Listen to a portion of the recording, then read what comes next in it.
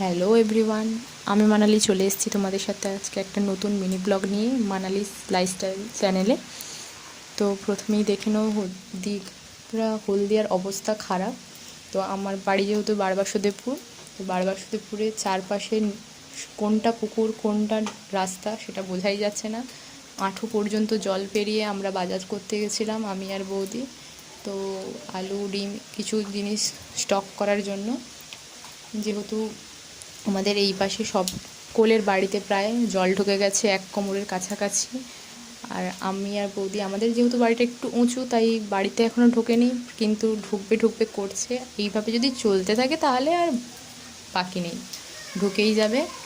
তাই আমি আর বৌদি গেছিলাম। তো দুজনে তো কিছু মজাও করেছি জলের মধ্যে, যেমন হয় বাচ্চাদের।